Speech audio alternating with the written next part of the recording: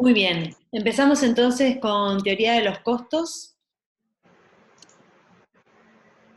Y acá vamos a recordar el concepto de tiempo, que ya lo venimos hablando desde otras clases, en relación a que nosotros diferenciamos entre el corto plazo y el largo plazo. ¿Se acuerdan cuando trabajamos la clase pasada, las cuestiones asociadas a la producción y a los factores que varían en el largo plazo y los factores que están fijos en el corto plazo? Entonces nosotros decíamos que en el corto plazo consideramos que tenemos un factor variable, que es la mano de obra, y un factor fijo, que es el capital, la dotación de capital. El largo plazo presupone que las dos variables, los dos factores son variables, tanto la mano de obra como la dotación de capital. Entonces, cuando uno piensa en la mentalidad del empresario, el empresario ¿qué hace? Opera, trabaja en el corto plazo, o sea, todos los días son su corto plazo, pero piensa, planifica, programa en el largo plazo. Entonces, esto tiene que ver con que nosotros después vamos a tratar de reflejar estas medidas, que son el costo total, el costo medio, el costo marginal y otros que vamos a ir viendo, en lo que es, lo vamos a analizar desde el punto de vista del corto plazo y del largo plazo. ¿Cómo se ve? Entonces, vamos a identificar los costos de producción en el corto plazo. En el corto plazo, recordamos, hay factores fijos que tienen que ver con la dotación de capital y factores variables que tienen que ver con la dotación de mano de obra o cantidad de trabajadores. Y cada uno de estos factores tiene costos para diferentes niveles de producción. Entonces, vamos a clasificar los costos en costos fijos, son los costos de los factores fijos de la empresa. Y a corto plazo son independientes del nivel de producción. Acuérdense que la Q minúscula es nivel de producción de la empresa. Después tenemos los costos variables, que dependen de la cantidad empleada, de los factores variables, y por ello del nivel de producción.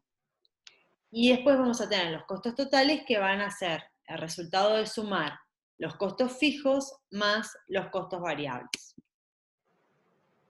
Entonces, si nosotros tenemos una tabla como esta, ustedes ya están familiarizadas con la producción total, ¿sí? O sea, la cantidad de bienes que puede producir la empresa. En este caso, de 0 a 10 unidades.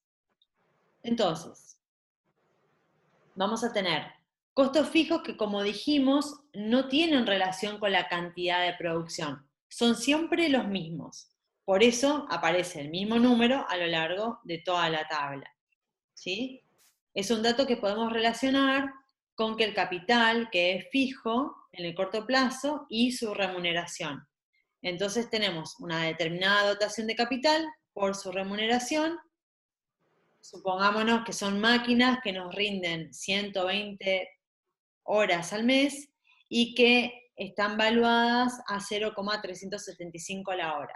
Haciendo esta multiplicación, tenemos este dato que no cambia a lo largo de cualquier nivel de producción. Siempre es lo mismo. Ahora, el costo variable es un dato que crece con la producción y el trabajo asociado a ese aumento de producción. Entonces, nosotros tenemos acá la cantidad de trabajo y la remuneración del factor trabajo. Entonces, por ejemplo, para una producción de 2 unidades que lleva 2,8 horas de trabajo y el trabajo está evaluado en 12,5 unidades de salario por hora, entonces vamos a tener, en este caso, 35, que nos va a salir el costo, el costo variable va a ser de 35 pesos para 2 unidades de producción. Entonces, cada uno de estos valores va a surgir de hacer esta multiplicación. La cantidad de trabajo que se necesita para producir una determinada cantidad de bienes asociado a su remuneración. Entonces, claramente, en la medida en que vamos aumentando los niveles de producción, va a ir aumentando el dato del costo variable. Porque si bien la remuneración está fija, la cantidad de horas de trabajo va aumentando. Y por último tenemos el costo total, que va a ser la suma del costo fijo más el costo variable. De esa suma se desprende esta última columna. Ahora, hay otros costos también que vamos a incorporar, que son el costo marginal y el costo medio. El costo marginal refleja el cambio de los costos totales cuando cambia la producción en una unidad. Fíjense que nosotros en esta tabla, la tabla la tuve que dividir, pero acá lo que tenemos son saltitos de a una unidad. ¿Sí? De a una unidad. Acá pasa de 1 a 2, de 2 a 3, de 3 a 4, o sea que la producción se va incrementando en una unidad. Con lo cual, el costo total también es producto de haber incorporado una unidad más a la producción. Entonces, acá esto opera igual que operaba el producto marginal. Hacemos lo mismo. Calculamos por cada incremento de producción cuál es la diferencia que hay en el costo total. Esto nos va a dar este valor. En este caso, fíjense que nosotros hacemos 67,5 menos 45 cuando pasamos de 0 a una unidad. 67,5 menos 45 son 22,5. Entonces, el costo marginal, cuando pasamos de 0 a una unidad, es de 22,5. Para que no quede la tabla llena de información, yo no volví a repetir las operaciones, pero ustedes lo van haciendo. Después, cuando pasamos de una unidad a 2, el costo marginal va a ser de 12,5, cuando pasamos de 2 a 3 va a ser de 10, y así sucesivamente. Después podemos calcular los costos medios, ¿sí? Y los costos medios son el resultado de hacer un cociente o una división entre el costo y la cantidad de producción. ¿Ok? Entonces podemos calcular el costo fijo medio, el costo variable medio y el costo total medio. Entonces, en cada caso, en este caso, en la segunda fila, nosotros teníamos una unidad de producción. El costo fijo, ¿se acuerdan que era siempre 45? Entonces 45 dividido una unidad nos da 45. El costo variable nos daba 22,5 dividido 1, 22,5. Y el costo total, 67,5 dividido 1, 67,5. El mismo procedimiento hacemos de acá para abajo en cada una de las columnas para calcular el resto de los costos medios. Y vamos a analizar un poquito qué es lo que pasa con estos costos, ¿no? Vamos a ver acá. Primero volvemos para atrás para ir relacionando conceptos. El costo fijo, observen que es como una línea recta porque es siempre el mismo costo independientemente del nivel de producción. Entonces, si nosotros nos imaginamos un gráfico donde en el eje de las ordenadas vamos a tener a los costos y en el eje de las abscisas vamos a tener a la producción, entonces podemos imaginarnos que para cualquier nivel de producción siempre va a ser 45 el costo fijo. Fíjense qué pasa con el costo variable, ¿no?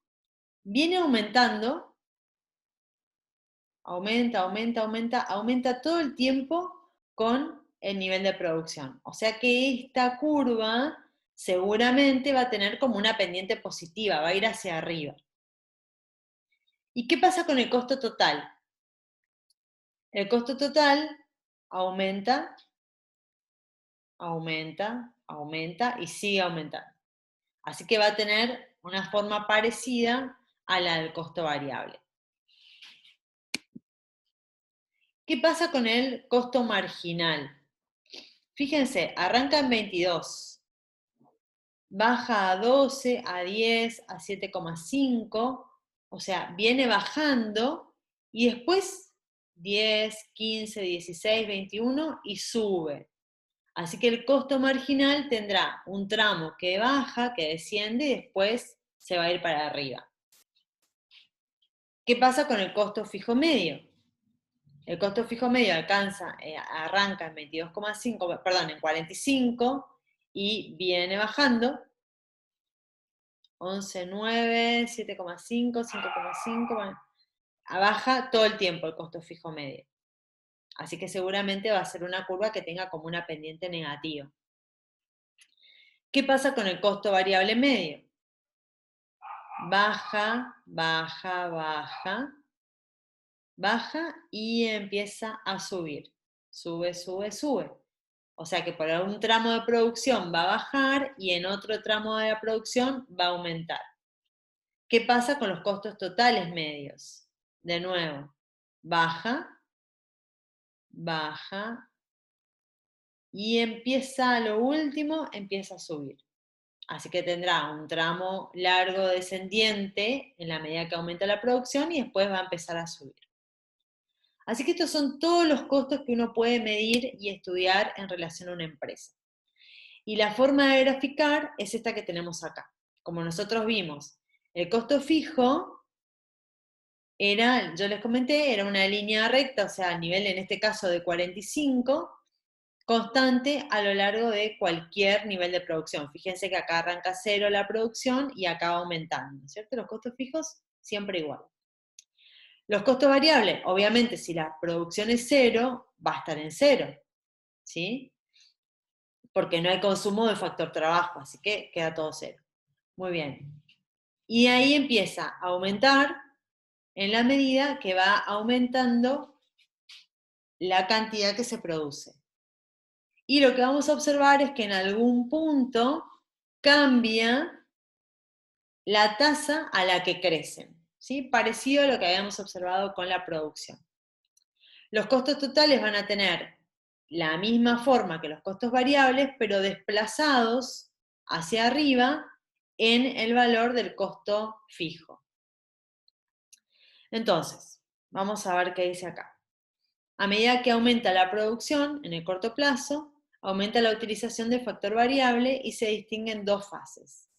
Una fase que se llama rendimientos marginales crecientes y otra fase que se llama rendimientos marginales decrecientes. Ya lo vamos a ver un poquito más adelante.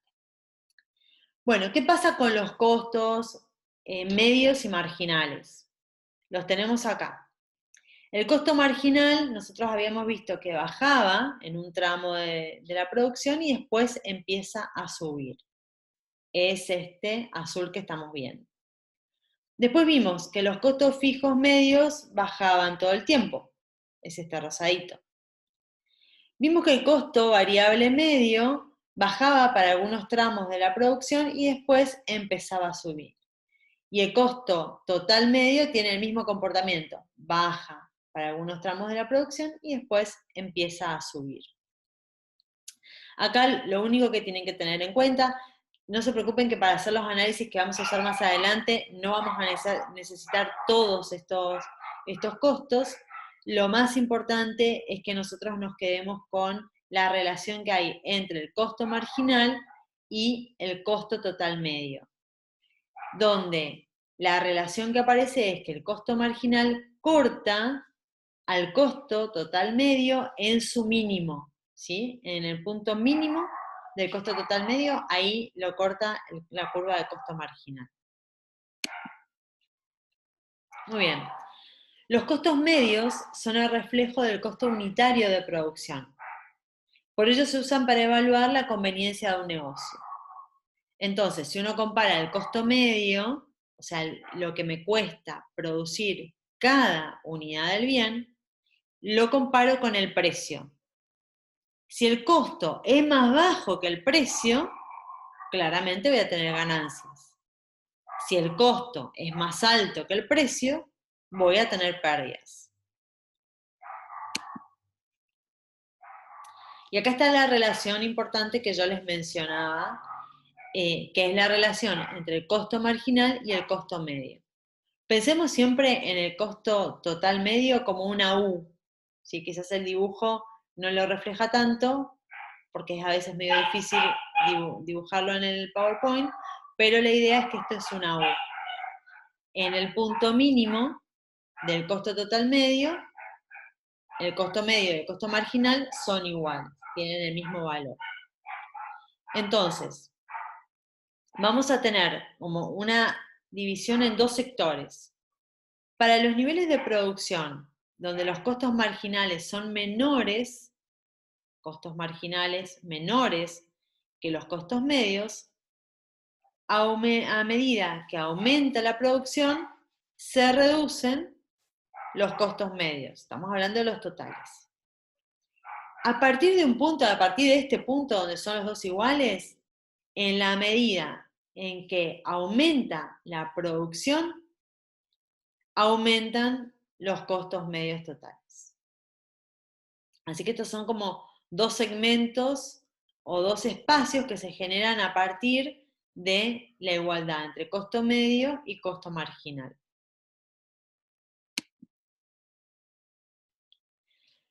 Vamos entonces a analizar esta cuestión del largo plazo y vamos a incorporar un concepto que se llama escala, que tiene que ver con el tamaño, pequeño, mediano o grande, de la empresa medido en función de su capacidad productiva. Entonces, nosotros vamos a tener diferentes estructuras de costos para diferentes escalas de producción o diferentes tamaños de empresa, ¿sí? Fíjense que por lo general las empresas pequeñas tienen costos medios, o sea, costos unitarios, costos por unidad de producción, que son más altos que los costos que tienen empresas más grandes, con mayor escala, que producen más cantidad de bienes. Entonces, lo que nosotros graficamos acá son los costos medios, o sea, los costos unitarios de una empresa pequeña, de una empresa mediana y de una empresa grande, ¿sí? Costos medios de corto plazo, eso es lo que significa CP. Costo medio, acá estamos hablando de los costos medios totales, ahora ya no hacemos la diferencia entre los fijos y los variables, estamos en los totales, y la idea de que estamos hablando en el corto plazo. Entonces, fíjense que si una empresa tiene que producir en Q1, o sea, este nivel de producción, claramente este sería su costo. Si tiene que producir en Q3, este sería su tamaño, ¿sí? Ahora, si tiene que producir una cantidad como esta que se identifica acá, esta empresa tiene una disyuntiva. ¿Por qué?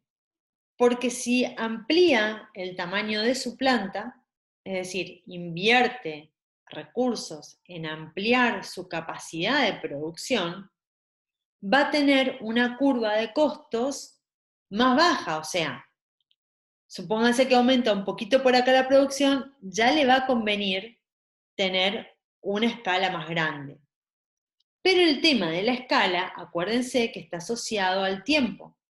Entonces, una empresa no puede aumentar el tamaño de su planta o su escala de un día para el otro. Necesita un tiempo, eso lleva 6 meses, 1 año, 2 años, ¿sí? Lo que le lleve ampliar sus instalaciones, comprar maquinaria nueva. Acuérdense que todos esos son procesos lentos. Entonces, puede ser que en el corto plazo esté operando en este nivel y que tenga esta escala, pero el empresario proyecte que en el largo plazo va a haber otro tamaño de escala que le va a resultar mucho más conveniente y que le va a bajar los costos. Entonces, los rendimientos de escala reflejan la respuesta del producto total cuando todos los factores, tanto la dotación de capital como la dotación de trabajo, se incrementan proporcionalmente en el largo plazo. Y entonces, como resultado de esto, nosotros vamos a tener una situación parecida a esta. Fíjense que lo que tenemos acá son costos medios de corto plazo para diferentes tamaños de escala y cada costo medio tiene su costo marginal. Nos dibujamos todo para que no sea tan confuso. Entonces nosotros de acá podemos deducir lo que sería el costo medio de largo plazo. Y el costo medio de largo plazo va a ser una curva envolvente que va a envolver todos los costos medios de corto plazo. Y por el mínimo, obviamente, pasará su costo marginal de largo plazo. Entonces, ¿qué escala le conviene al empresario? El empresario va a seleccionar la escala que menor costo medio tenga en el largo plazo en función de lo que espera producir, o sea, cuál es su expectativa de producción. Si el empresario piensa que su producción va a estar por acá, claramente su tamaño de empresa va a ser este y este será su costo asociado.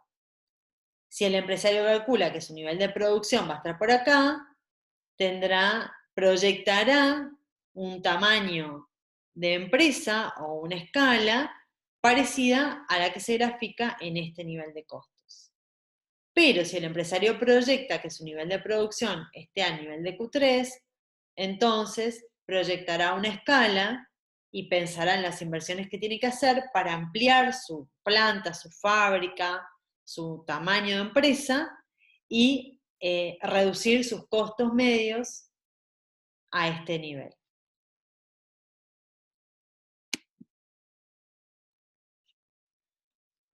Entonces, hasta acá las cuestiones asociadas al corto plazo y las cuestiones asociadas al largo plazo.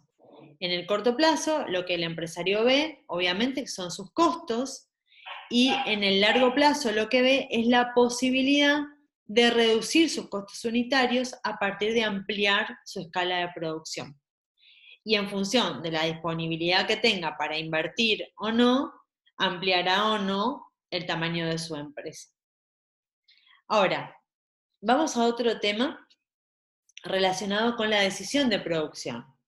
Es decir, ¿qué cantidad de producción es la que le conviene a este empresario? Entonces, esa cantidad de producción va a depender de los costos, de los precios y las cantidades que se trancen en el mercado y del beneficio que quiera obtener el empresario o que pueda obtener el empresario en un determinado negocio. Acuérdense que los beneficios resultan de la diferencia entre los ingresos totales y los costos totales. Lo que presupone la teoría económica y la racionalidad económica es que el empresario siempre va a buscar la forma de maximizar esos beneficios, o sea, de hacer máxima esa diferencia. En la medida que pueda, aumentar todo lo que pueda sus ingresos totales, ya sea por precios o por cantidades. Acuérdense que acá el ingreso total es el resultado de multiplicar el precio de lo que produce por la cantidad que vende, y obviamente sus costos totales, que va a tratar de hacerlos lo mínimo posible. Entonces, por eso decimos que maximiza el beneficio, porque trata de hacer lo más grande posible esta diferencia. Muy bien. Técnicamente, los beneficios se maximizan donde el incremento de los ingresos por producir y vender una unidad más se iguala con el incremento de los costos que genera producir esa unidad adicional. O sea que la cantidad óptima de producción, desde el punto de vista gráfico, va a estar donde el ingreso marginal es igual al costo marginal. ¿Cuál es el ingreso marginal? El ingreso marginal es el ingreso que resulta de aumentar los ingresos totales en una unidad de producción. Una unidad más vendida le incrementa los ingresos al empresario y esa diferencia incremental es la que da por resultado el ingreso marginal. Y con los costos totales lo mismo. Una unidad más de producción le genera nuevos costos y ese incremental de costos es lo que nos está mostrando el costo marginal. Entonces, ¿cuándo la empresa va a tener beneficios y cuándo no? Y acá nosotros vamos a definir lo que son los beneficios normales, los beneficios extraordinarios y las situaciones de pérdida, o beneficios negativos, también le podemos llamar. Si nosotros tenemos que el ingreso total es igual al costo total, o sea, todo lo que le entra al empresario es igual a todo lo que le cuesta producir, ¿sí? Entonces el beneficio decimos que es normal o igual a cero. Acuérdense que cuando nosotros pensamos en los costos de producción, estamos incorporando adentro lo que sería la remuneración normal del empresario. O sea, estamos remunerando todos los factores productivos desde el punto de vista de razonamiento económico. Entonces, que el beneficio sea cero no significa que el empresario no gana. Lo que significa es que está ganando lo que sería una rentabilidad normal en el negocio en el que él está. Hay negocios que son más rentables y hay negocios que son menos rentables. Eso ya depende de cada tipo de empresa y de negocio. ¿Cuándo va a tener beneficios extraordinarios? Cuando lo que le entra por todas sus ventas, o sea, el ingreso total, sea mayor que lo que le cuesta producir todo eso. Entonces, el beneficio va a ser mayor que cero. ¿Y cuándo va a tener pérdidas? Cuando lo que le entra por vender toda su producción es menor que lo que le cuesta producirlo. Entonces, en ese caso, el beneficio va a ser negativo. Los beneficios van a tomar diferentes formas según sea la estructura de mercado en la que opere el empresario. Eso lo vamos a estudiar en la próxima unidad.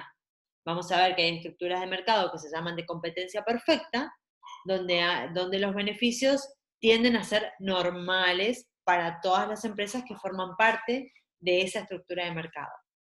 Por otro lado, vamos a estudiar la competencia imperfecta, donde los beneficios tienden a ser extraordinarios en esas estructuras de mercado. ¿Qué pasa con las situaciones de pérdida? Acuérdense que nosotros dijimos que el costo total es igual a la suma del costo fijo más el costo variable. Entonces, cuando los ingresos no cubren los costos, el empresario tiene que tomar la decisión de si cierra o si trata de sostener el negocio. Sin embargo, mientras logre cubrir los costos fijos y algo de los costos variables, le conviene seguir produciendo porque quizás el mercado cambie, mejoren las condiciones y pueda recuperarse. Entonces, en general, los empresarios, no es que si no pueden cubrir nada, se salen del mercado, se sostienen, tratan de aguantar, depende de la espalda financiera, obviamente, que tengan, ¿no es cierto? Entonces, en la medida que cubran los costos fijos y algo de los variables, les conviene mantenerse en el negocio. Bueno, esto se los voy a contar solamente para que, no es motivo de examen, esto es solamente para que ustedes tengan la referencia cuando nosotros hablamos de invertir, de qué es lo que estamos hablando. Hay una serie de indicadores que tratan de captar la rentabilidad de un proyecto a partir de estructurar un flujo de fondos. Entonces acá aparece el concepto de tasa de interés, ¿sí? La tasa de interés uno la puede ver de dos maneras, como el costo de tomar un préstamo o la tasa de descuento que se utiliza pensando, bueno, el valor en moneda de hoy, el dinero pagado o recibido en un momento futuro, o sea, de otorgar un préstamo. Entonces, lo que hacen las empresas es lo que se llama mirar el valor actual neto. O sea, este valor actual se obtiene a partir de proyectar un flujo de fondos que va a generar una inversión. Es decir, en un flujo de fondos yo pongo todos los costos que voy a tener a lo largo de un tiempo y todos los ingresos que me van a generar, que van a generar mi emprendimiento a lo largo del tiempo. Entonces se analiza esa relación y a partir de eso se calcula, por ejemplo, este valor actual neto. Bueno, esta es la formulita y siempre la idea es que sea positivo. O sea que el flujo de fondos que genera el proyecto, porque yo voy a poder producir cada vez más cantidad de bienes y si las vendo todas, eso me va a generar cada vez más plata, comparado con los costos que me va a representar ese aumento de producción, bueno, la idea es que sea positivo esa relación. Otro indicador es la tasa interna de retorno. La tasa interna de retorno tiene relación con el BAN y básicamente es la que hace que este valor actual neto sea cero. Y su función es señalar la tasa a la cual recuperamos la inversión inicial en nuestro negocio una vez que transcurre el tiempo. Esto significa que cuanto mayor sea la tasa interna de retorno, más rentable va a ser un proyecto. Entonces, cuando se mira, se analiza la TIR, la tasa interna de retorno, lo que se busca es que sea lo más alta posible. Bueno, esta es la formulita. Y después otro análisis que se hace también es el análisis costo-beneficio. Entonces mira la relación que hay entre los costos y los beneficios asociados al proyecto para evaluar la rentabilidad. Es otro indicador. Y esta es la formulita que lo representa. Y después lo que se hace, ustedes piensen que cuando un empresario proyecta, o sea, cuando uno proyecta a futuro, lo que sucede es que no hay certidumbre acerca de cómo va a responder el mercado. Si a mí, digamos, si a mí me van a absorber todo lo que produzco, a mi empresario, me van a absorber todo lo que produzco, me van a absorber una parte, va a haber una crisis económica que va a hacer caer el consumo, va a andar todo súper bien y entonces va a aumentar la demanda. Entonces, todas estas cuestiones implican un grado de incertidumbre. Para poder analizar esa incertidumbre, lo que se hace es algo que se conoce como análisis de sensibilidad. Entonces, se hace variar algunos factores y se ve qué impacto tiene en nuestro proyecto ese cambio. Por ejemplo, que baje el precio de mi producto o que no me compren todo lo que yo produzco, etcétera, etcétera. Y para hacer ese análisis de sensibilidad se toman en cuenta algunos indicadores de la macroeconomía que nosotros vamos a estudiar el año que viene, ¿no? Acá. Pero que es importante que ustedes vayan como conociéndolos. Una cuestión tiene que ver muy importante con las tasas de interés. Voy a ir directo a las relaciones acá, a las tasas de interés. ¿Qué pasa con la tasa de interés en una economía? En principio, en Argentina es el Banco Central de la República Argentina el que regula toda la cuestión monetaria. Y dentro de la cuestión monetaria en Argentina tenemos las tasas de interés. Entonces fija una tasa de interés de referencia. Esa tasa, para el empresario, refleja cuánto le cuesta acceder a un préstamo. Cuanto más alta es la tasa, más caro le resulta el préstamo. Cuanto más barata es la tasa, más barato le resulta el préstamo. Entonces piensen que para financiarse las empresas muchas veces no tienen capital propio para comprar maquinaria o para ampliar sus instalaciones. Necesitan recurrir a préstamos. Si el préstamo les sale caro, entonces no van a invertir. Si el préstamo les sale barato, entonces sí van a invertir. Y por otro lado, lo que sucede también es que las tasas de interés altas incentivan la inversión financiera. ¿Sí? Si yo tengo dinero como empresario, quizás me conviene poner el dinero en un plazo fijo antes que invertirlo en mi empresa, porque quizás la tasa de retorno de la inversión que yo voy a hacer es más baja que la tasa de interés que me ofrece el banco para dejar el dinero ahí. Entonces, fíjense cómo la tasa de interés es una variable súper relevante al momento de pensar en las inversiones. Y las inversiones son una variable súper relevante al momento de pensar la escala o el tamaño de producción que quiero para mi empresa. Muy bien. Estoy pensando que hay